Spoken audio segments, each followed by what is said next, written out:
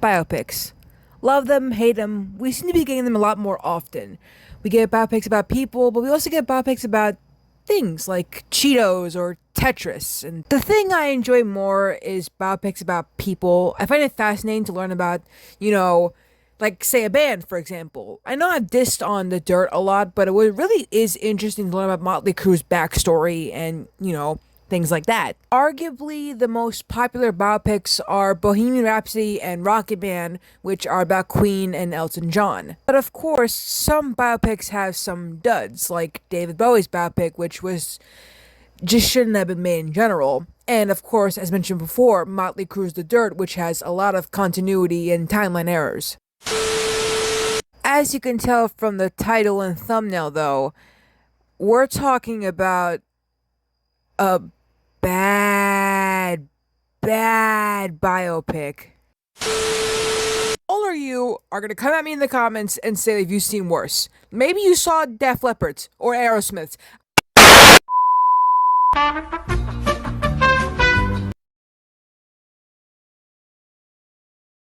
I don't know, and I don't care, because I'm here to tell you that those are nothing compared to the Monkees' only biopic. Before I keep going with this video, I want you to know a couple of things. I'm aware today is the anniversary of the Monkees TV show, and while I wanted to do a video about how the Monkees, became the Monkees, I figured I'd do a video about the biopic since the biopic is about how the Monkees were made. But also, if you wanted a history of the Monkees, I recommend going to Enchanted Essays for their video about the Monkees history in a nutshell, because it's, I really like that channel, and we're going to collab soon anyway.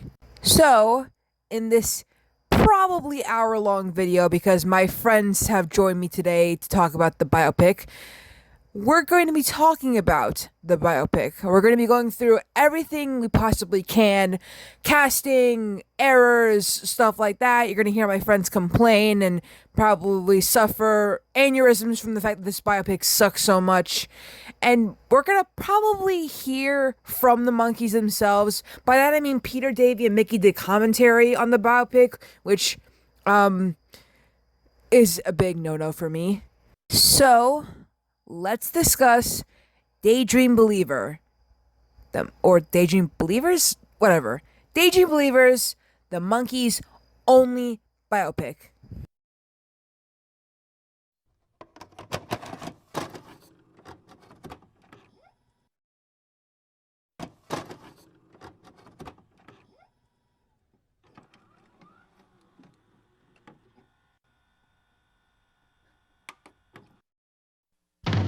Here we come, walking down the street.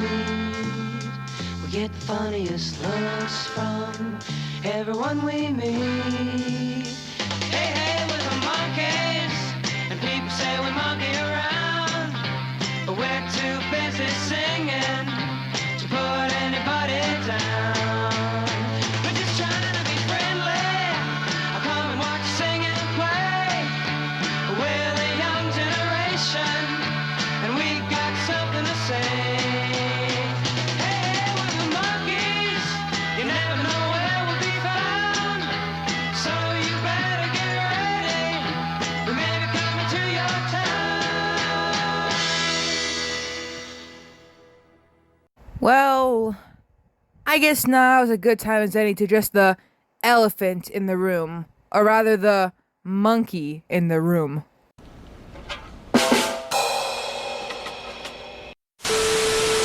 This is something you're going to hear a lot throughout the reviews, so, well, I mean, it's not really a review, it's just me dissing a biopic, but I might as well tell you my opinion about it before, my friends come in, blowing a casket over it. The casting for the Monkees is very, well... Daydream Believers, the Monkey story, stars Jeff Geddes as Mike Nesmith and Aaron Lohr as Mickey Dolenz. George Stanshef plays Davy Jones, and L.B. Fisher is Peter Tork. Alright, so there isn't one elephant in the room. There's two elephants in the room, so there's two monkeys in the room. This movie was filmed in Canada by VH1. Now, VH1 has a bad reputation when it comes to biopics, so we are already off to a bad start. The cast of the Monkees biopic are L.B. Fisher as Peter Tork, Jeff Geddes as Mike Nesmith, George Stanchev as Davy Jones, and Aaron Lohr as Mickey Dolenz. Now, I'm not the kind of person to, be so critical of an actor. At the end of the day, actors are humans too, and, people have opinions. They have to share them. And, well, in my opinion, these guys... Well, I guess in the end they had a bad script, but also some of them didn't really look like the Monkees.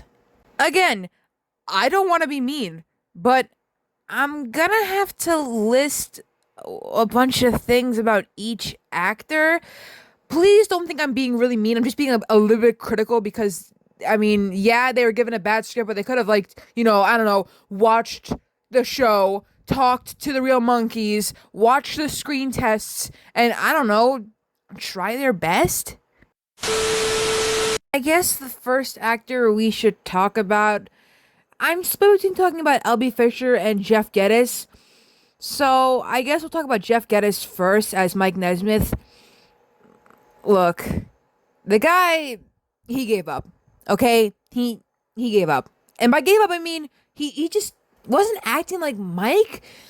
It's kind of complicated to say, but when I first watched this, biopic, I was still new to the Monkees, and when Jeff stopped doing Mike's accent, I thought that Mike's accent was fake, but then, of course, when I became even more of a fan, I realized his accent wasn't fake, and Jeff just gave up completely.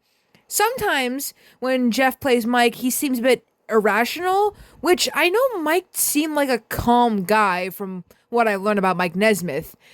His dynamic with Phyllis wasn't really that good. She was barely in the movie anyway. I don't even know why they added her, because another mistake that will probably be mentioned is that Phyllis did not drive Mike to the audition for the Monkees. He drove by himself on a motorcycle with the wool hat on and laundry because, well, he thought it'd be funny and he had laundry to do. The hat looked fake, the sideburns were okay, but all in all, Jeff didn't look like Mike, and he certainly didn't feel like Mike either, and he didn't act like Mike, and I didn't get any Mike vibes from him. I'm sure I can imagine someone else playing Mike, preferably a Texan. I think that's a problem. I don't think, maybe they should have picked a Texan. Although my friends will point out that they didn't even pick someone short and British to play Davy. They should have picked someone with a Texan accent to play Mike. L.B. Fisher as Peter Tork. For those of you who don't know, Peter Tork, the real Peter Tork, was on the autism spectrum. I know it seems like was he? But yeah, he was. So, yeah, looking back, the way they treated Peter in the show was very, I guess, ableist, because they portrayed him as stupid, and, he was always getting kidnapped or scammed. He always seemed to be the root of the problems for season 2 specifically. And L.B. Fisher, he does a good Peter, but he's not acting like real Peter. He's acting more like TV Peter. He acts very dim-witted, and, well, he does act very happy and positive like Peter. He seems to have more of Showverse Peter's traits. And his wigs looked really, really bad.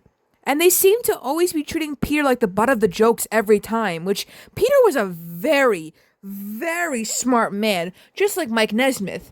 So the fact that they portray him like this in the biopic is kind of rude, because the real Peter made a cameo in this movie as a wizard. It's a blink and you'll miss a moment, and you kind of can barely see him.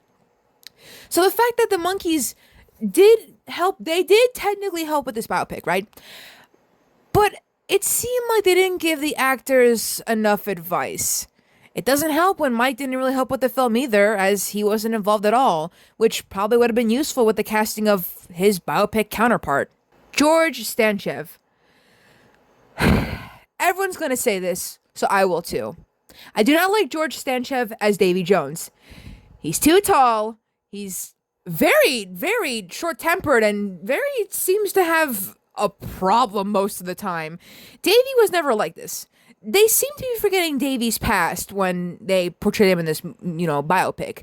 Davy was on Broadway in Oliver Twist the Musical. He saw the Beatles perform when he was on the Ed Sullivan Show. He's a very talented man. They don't seem to mention any of that. They do briefly mention that Davy was a Broadway star, but Davy seems to always be doubting himself and very grumpy and angry about being a monkey when that's definitely not it at all. Another thing I want to point out while we're talking about Davy is the fact that they never mention the other monkey women. We see Phyllis. That's true. We do see Phyllis. But we do not see, Peter's first or second wife, and we do not see Dixie Linda. Dixie Linda, that's not her full name. Her name is Dixie, but I call her Dixie Linda, was Davy's wife, and no one really knew about her until she gave birth to their child Talia. And a lot of people were upset. I feel like they could have mentioned her, or we could have seen her at least. And Sammy, I wish Sammy was in this movie. Sammy was Mickey's first wife, and she's very cool, actually. She worked on Top of the Pops. But there's no mention of her. If they're going through the Monkees, timeline, they go through Head, yes, but they did not mention Peter's second wife, Renee, which he did end up marrying in the 70s, and Davy's first wife, Dixie Linda, and Mickey's first wife, Sammy. They also don't seem to mention Mike cheating, because, guys, I know y'all love Mike, but Mike was a man whore, okay? He was a man whore, and, there were definitely some struggles in Mike and Phyllis's relationship because of the Monkees and stuff like that, but I'm already rambling way too much about other things and not L.B. Fisher's Peter Tork. All in all, low-key, it feels a bit ableist. If any of you cancel me, go ahead, but if you watch the biopic, you'll realize that L.B. Fisher isn't acting like Peter Tork in real life. He's acting like Peter Tork in the TV show. Alright. It's gonna be very hard to talk about Aaron Lohr as Mickey Dolenz because he was barely in the movie. I can't believe that the best monkey out of all of them, no offense to Mike and Peter, who were the, smartest monkeys, and Davy was the cute monkey.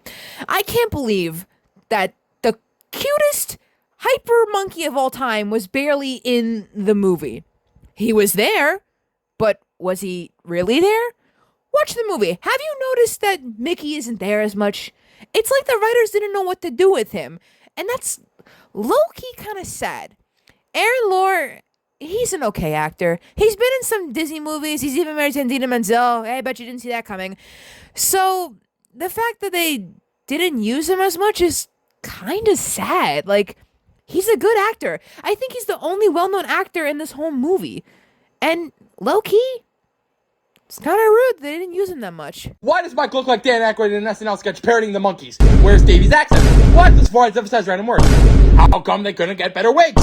Why is Davy so tall? How come the actors playing the Beatles in their cameo are better than the actors playing the Monkees in their own fucking Monkees biopic? Why is Jack Nicholson has a red face every time he's on screen? Why? Fuck you, VH1! Fuck you, Canada! Fuck this fucking pile of fuck shit fucking movie!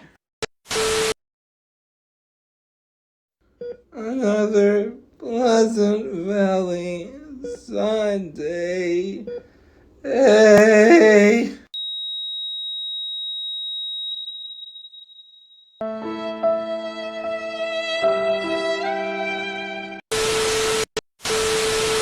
Well, now that I'm done basically dissing the poor actors, it's time to talk about some factual errors in the biopic as well as anachronisms.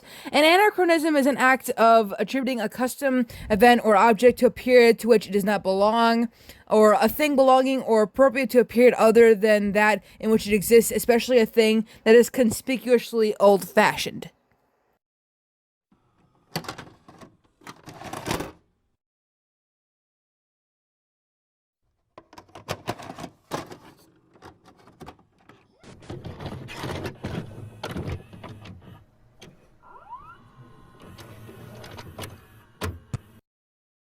So, if it wasn't painfully obvious, biopic Mickey's hair is curly. But his hair wasn't always curly. Yes, Mickey Dolenz has naturally curly hair. I made a whole video about it and stuff like that. But the studio forced him to have it straightened in a time-consuming, painful process. He put up with this for the first season and thus had straight hair in those early episodes. But after a few episodes of the second season, he could not tolerate it any longer and stopped straightening it, letting his hair go back to its natural curly state. So, his hair was straight for the first season, but curly for most of the second season. However, in the biopic, his hair is just completely curly, which is very inaccurate.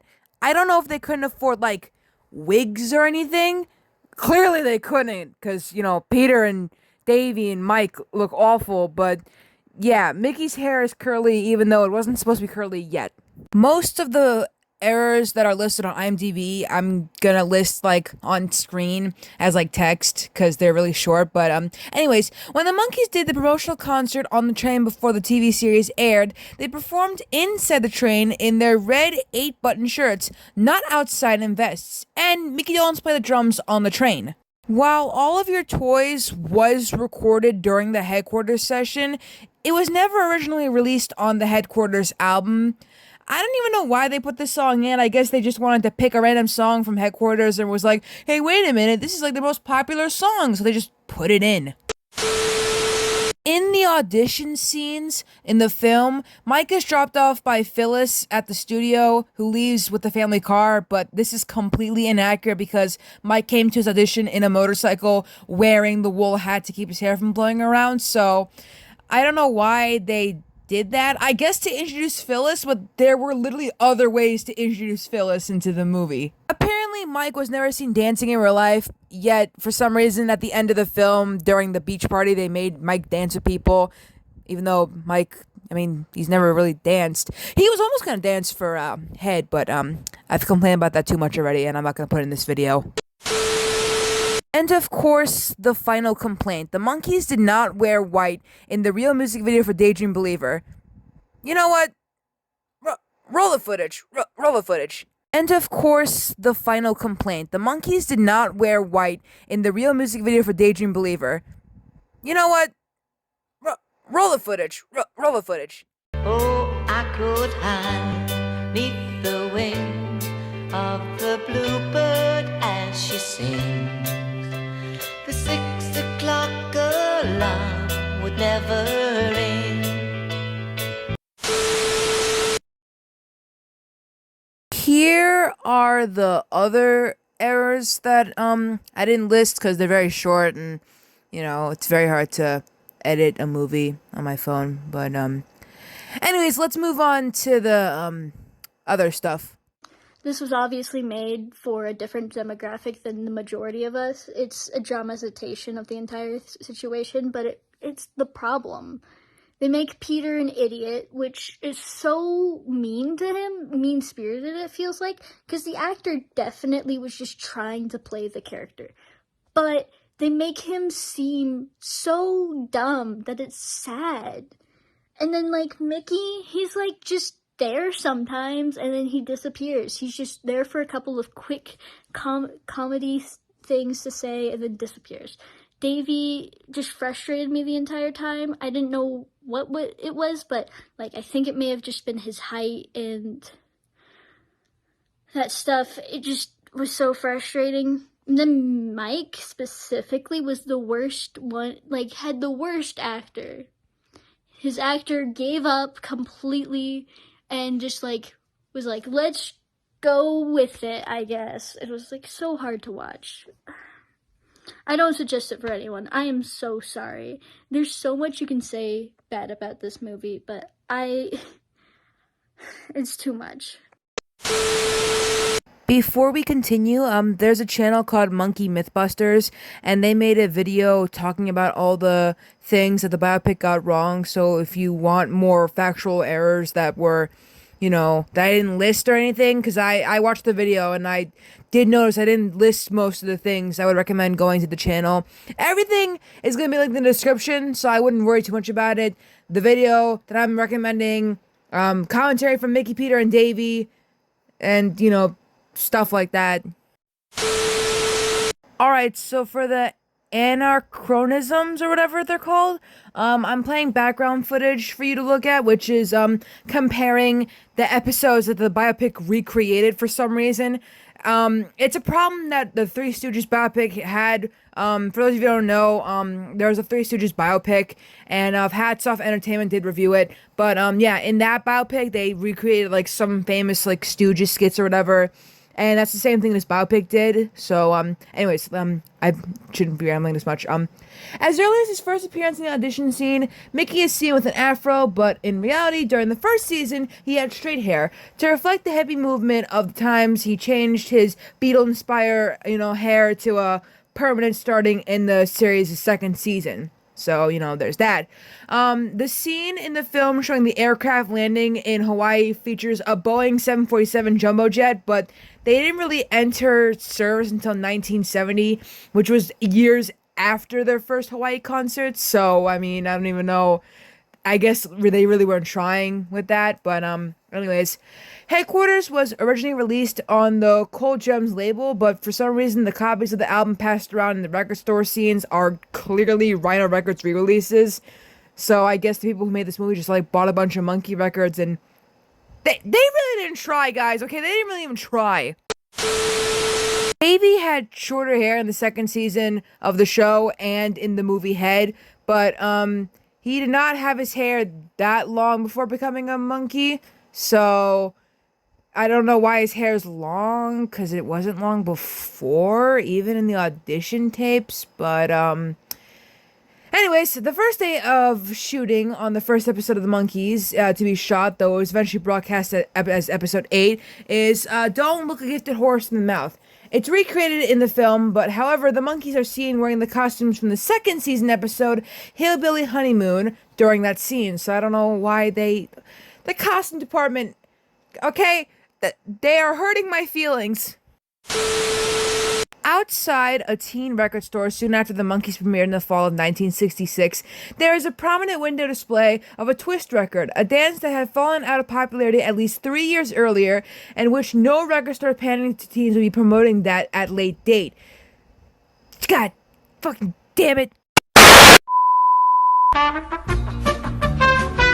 Alright, this one seems pretty stupid. But earlier in the film, the Monkees are seen entering a recording studio, and across the street, a sign reading 24 ATM can be seen. But ATMs did not appear until late 1980s, 20 years after the scene is set. Canada's trying to give me a heart attack. Alright? They're really trying. I'm a lot less qualified to talk about the accuracy of the movie than other people, but what I can talk about is the movie itself. The acting is stunted and awkward, a lot of which can be attributed to the cringy script. Any of the chemistry between the main boys is lost due to this, and it all just felt pretty boring. In fact, all of the charm of the Monkees, both together and separate, felt lost. As much as they tried to replicate it, it all just felt soulless. It's a struggle to get through, an hour and a half feeling much longer than it should due to how slow the pacing is. Each scene seems to drag on with nothing interesting happening, even when something interesting is supposed to be happening. The movie dragged on so much that about halfway through I put the thing on times 1.75 speed just to get over with faster. I don't want to talk too much about the likeness of the actors and their real-life counterparts, but I do have one question. Could they not find any actor that was maybe a little shorter to play Davy? Actually, better question. Could the actor who played Mike not put on a little bit more of an accent, perhaps? That's not even mentioning Davy's hair or Peter and Mickey's everything. In conclusion, the whole thing left me feeling like I wasted time and could have spent watching the documentary or even just reading about the Monkees. Before this video ends with a final opinion from one of my friends, it's time to hear my opinion. It isn't fair that this is the only Monkey biopic ever. It's not fair that Peter, Mickey, and Davy barely helped. It feels like they didn't help at all. There's commentary. I didn't listen to it yet, but y'all didn't help. Alright, Mickey, if you're watching, it's not even a good biopic. Like, come on, bro. Come on. You know what I mean? Like, Jesus Christ. I think the main problem was who was making it, because at the end of the day, this movie is only an hour long, but it drags. All my friends had to speed it up just to watch it. That's how bad it was. VH1 has never been good at making biopics. So the fact that they're like, hey, we can do it with the Monkees, really sucks. Cause like, not only that, they based this movie off a book. Yeah, sure, based it off a random book no monkey fan has ever heard of, instead of, oh, I don't know, making the actual Monkees get involved. I guarantee you, Mike Nesmith himself would have written a better biopic. That man is talented, and I'm telling you, he could have done it. I know that man. Well, I mean, I don't know him personally, but I know that man. Alright? He would have done it no problem. All in all, it's just. The movie sucks. Plain and simple. Everyone said it. I'm saying it. This movie sucks. It's a horrible biopic. It's the worst, portrayal of any of the Monkees I've ever seen in my life. My dog's going crazy in the background. Ignore that. But yeah, this movie sucks. I don't recommend it. Any Monkey fans watching this, do not watch this movie. You're gonna end up speeding it up because it sucks that much. He's barking louder even now. Alright, listen, I end this off with my friend's opinion. I'll see you all later in the next video. Take care of yourself, and bye-bye. Okay, this is gonna be on the Monkees biopic movie that they had, okay? I just watched it. I just finished it. And let me tell you something. It is the most traumatizing thing ever, bro. Now listen, I'm a Monkey fan. I love the Monkees.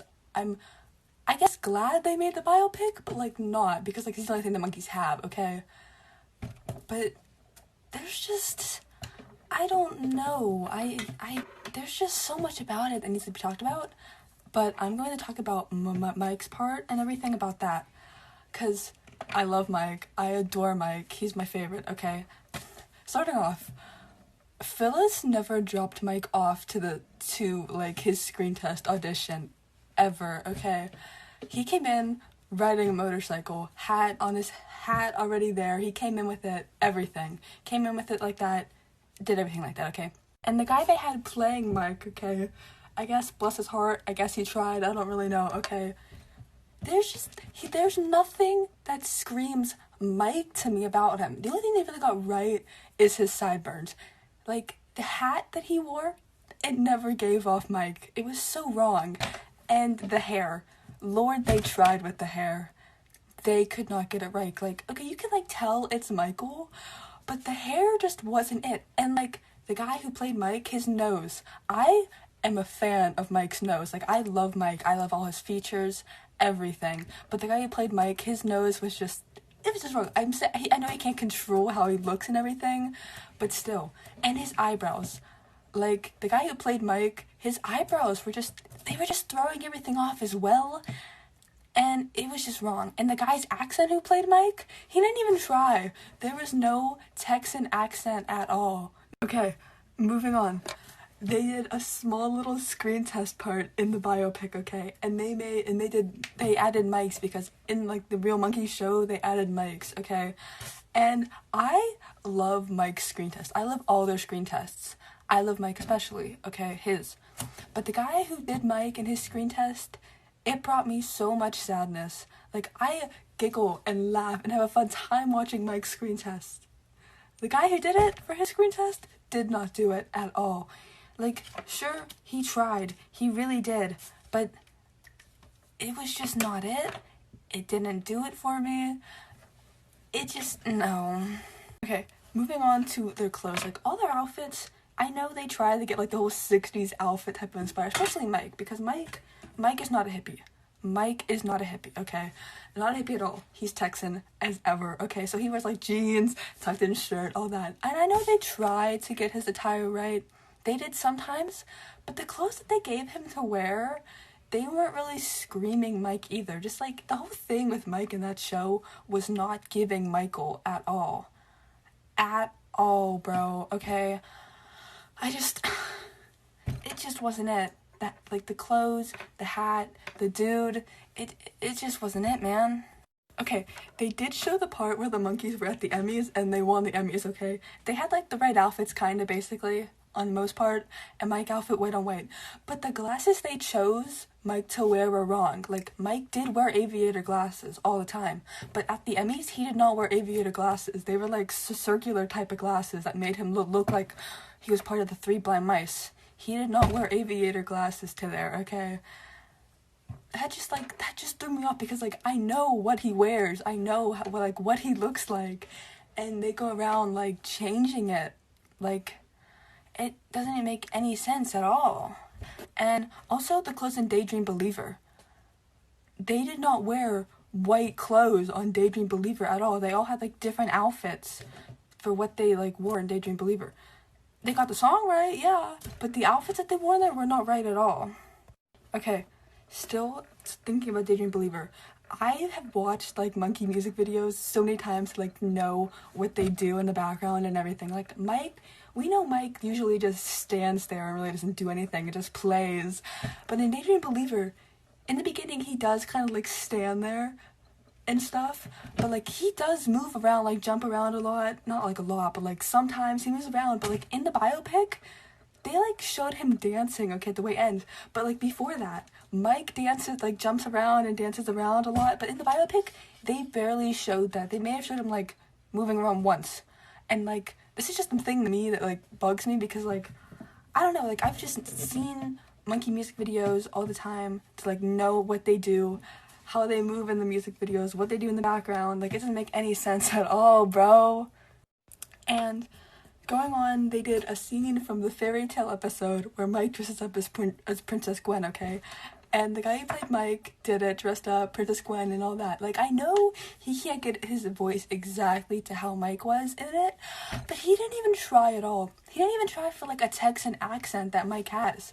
And then, let alone, he didn't even do the, like, girly accent that Mike did in the fairy tale episode. And also, when, like, Princess Gwen, like, Mike comes out of the carriage in, like, the real show, he, like, says, you better get this carriage out of the mud. But, like, in the biopic, they, like, he didn't even get, like, the raspy type of voice that Mike has, like, when he yells at all. He didn't even say it correctly either. Like, he was, like, it was just so bad. It's not over. I'm making you all watch the ending. Then it'll be over.